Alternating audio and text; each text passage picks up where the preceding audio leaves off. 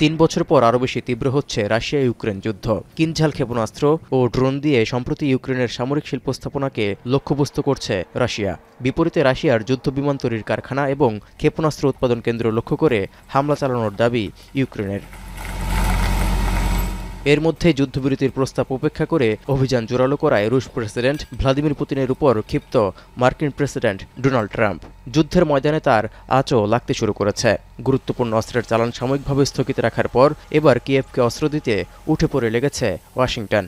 এরই মধ্যে ইউক্রেনের জন্য $50 কোটি নিরাপত্তা সহায়তার অনুমোদনও দিয়েছে সিনেট। এতে করে লড়াইয়ের ময়দানে আবারও চাঙা হচ্ছে ইউক্রেন। এমন উত্তেজনার মধ্যেই যুক্তরাষ্ট্র ইউক্রেনে সামরিক সরঞ্জাম সরবরাহ শুরু করেছে বলে জানিয়েছেন দেশটির প্রেসিডেন্ট ভলোদিমির জেলেনস্কি। অন্যদিকে মার্কিন প্রেসিডেন্ট ডোনাল্ড ট্রাম্প এনবিসি নিউজকে জানিয়েছেন, ইউক্রেনে অস্ত্র সরবরাহে পশ্চিমা সামরিক জোট ন্যাটোর সঙ্গে চুক্তি হয়েছে যুক্তরাষ্ট্রের। এর অধীনে ন্যাটোর মাধ্যমে ওয়াশিংটনের দেয়া অস্ত্র পাবে কিয়েভ। এদিকে রুশ অভিযান মোকাবিলায় ইউরোপে ন্যাটোর দূরপাল্লার ক্ষেপণাস্ত্র ভান্ডার বাড়ানো জরুরি হয়ে পড়েছে বলে মন্তব্য করেছেন একজন শীর্ষ মার্কিন জেনারেল। ইউক্রেন যুদ্ধের অভিজ্ঞতা এই অস্ত্রের প্রয়োজনীয়তা আরও স্পষ্ট করেছে বলেও উল্লেখ করেছেন তিনি। এছাড়া চলমান যুদ্ধে অটল সমর্থনের অংশ হিসেবে ইউক্রেন পুনর্গঠনে $10 বিলিয়ন সহায়তার ঘোষণা দিয়েছে ইউরোপীয় ইউনিয়ন।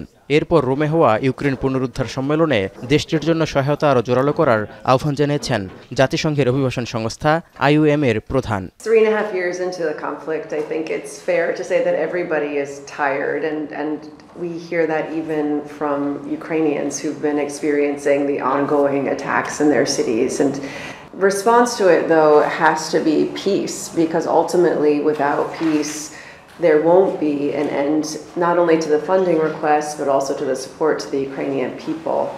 এই পরিস্থিতিতে দৌড়ঝাঁপ শুরু করেছে রাশিয়াও। শুক্রবার উত্তর কোরিয়া গেছেন দেশটির পররাষ্ট্রমন্ত্রী সের্গেই ল্যাভরভ। ইউক্রেনের বিরুদ্ধে যুদ্ধ করতে রাশিয়ায় নতুন করে আরও 25 থেকে 30 হাজার সেনা পাঠাতে যাচ্ছে উত্তর কোরিয়া। ইউক্রেনের এমন গোয়েন্দা তথ্যের মধ্যে রুশ পররাষ্ট্রমন্ত্রীর পিয়ংইয়ং সফরে যুদ্ধ উত্তেজনা আরও বাড়ার শঙ্কা প্রকট হচ্ছে। এই অবস্থায় রাশিয়া নিয়ে আগামী সোমবার গুরুত্বপূর্ণ ঘোষণা দেওয়ার কথা রয়েছে মার্কিন প্রেসিডেন্টের। তবে কী নিয়ে ঘোষণা দেবেন তা স্পষ্ট করেননি তিনি, যদিও এর মধ্যেই পুতিনের উপর নাখোশ হওয়ার কথা জানিয়েছেন ট্রাম্প।